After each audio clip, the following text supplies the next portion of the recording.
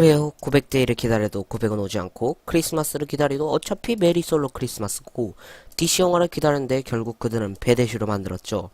하지만 오늘 리뷰해볼 영화는요. 기다림의 스케일이 전혀 다릅니다. 바로 인크레더블 2인데요. 인크레더블 1에서는 이런 대사가 나옵니다.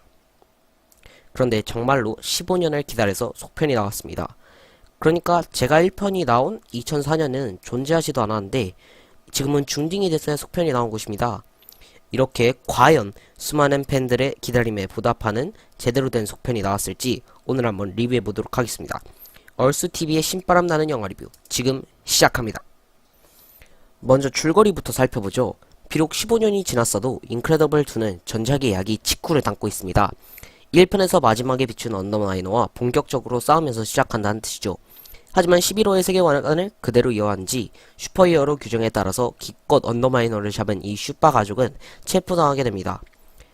그렇게 체포당하고 풀려난 뒤 가족과 아이들의 장래를 고민하는 중 엄마인 일라스티걸에게 제안이 하나 들어옵니다. 합법적으로 슈퍼히어로 규정을 피해갈 방법이 있으니 다시 복귀해달라는 것이었죠.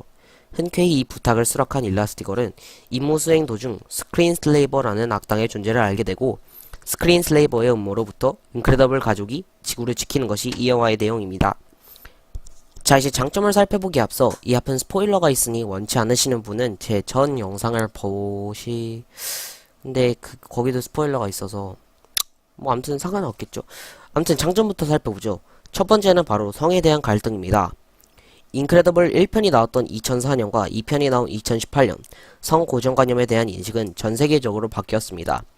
인크레더블2는 이런 바뀐 성 고정관념을 효과적으로 활용했습니다. 바로 엄마와 아빠의 개념을 통해서입니다. 실제로 사람들을 대상으로 설문조사를 한 결과 엄마란 단어가 세상에서 제일 따뜻하게 느껴졌지만 아빠는 50이 안 해도 못 들었다고 합니다. 이 영화에서는 이 개념을 육아를 통해 보여줍니다. 1편에서는 아빠가 히어로의 일을, 엄마가 육아를 도맡았다면 이번에는 그 반대를 보여주어서 지금까지의 우리의 틀린 고정관념을 비틀어줍니다. 이 점은 매우 훌륭히 다루었다고 생각합니다. 다음 장점은 조연의 개성입니다.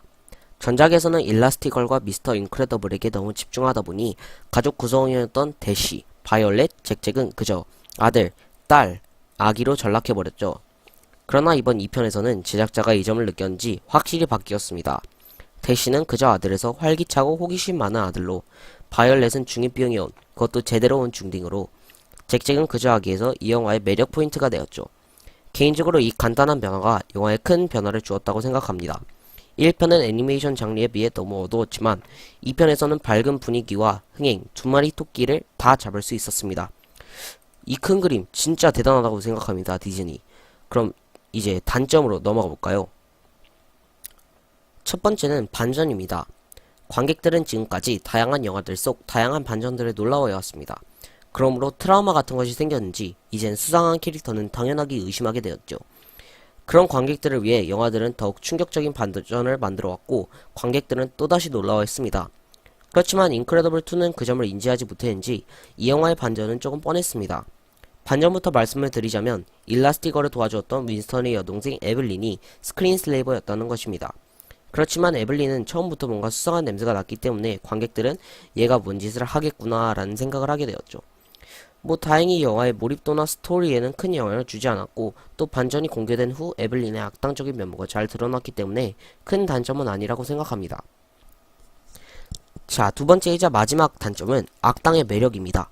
우리의 영원한 마블이 옆 동네 디사와 비교된 이유 중 하나가 디사는 악당을 그저 히어로의 이야기를 위한 소모수단으로 사용하기 때문입니다. 인크레더블2도 마찬가지였죠. 전작의 신드롬을 봅시다. 악당이 될 만한 충분한 계기와 저 뺨 한 대 때려주고 싶은 얄미운 얼굴까지. 지금 생각해도 정말 손색이 없는 매력 넘치는 악당이었습니다. 그런데 이제 이번 악당 에블린을 봅시다. 악당이 된 계기와 맞지 않은 컨셉, 준수한 외모. 옆 동네 디모사의 스테판 울모씨만큼의 쓸데없는 악당은 아니었지만 그래도 전작의 신드롬에 비해서는 한참 못 미치는 악당이라고 생각합니다. 더구나 히어로물에서는 악당이 되게 중요한데 말이죠. 그러니까 분말이라 DC. 오늘은 이렇게 인크레더블2 리뷰를 해보았습니다. 제가 이 영화에 주는 평점은 5점 만점에 4점입니다. 한 줄 평을 준다면은 15년의 기다림이 무색하지 않았다 정도가 될 것 같네요. 다음 시간에는 추석 특집으로 명담 또는 협상과 시간이 되면 추석 특선 영화도 하나 리뷰해보려고 합니다. 시청해주신 여러분들 정말 감사드리고 좋아요와 구독 한 번씩만 눌러오세요. 그럼 저는 다음 영상으로 돌아오겠습니다. 감사합니다.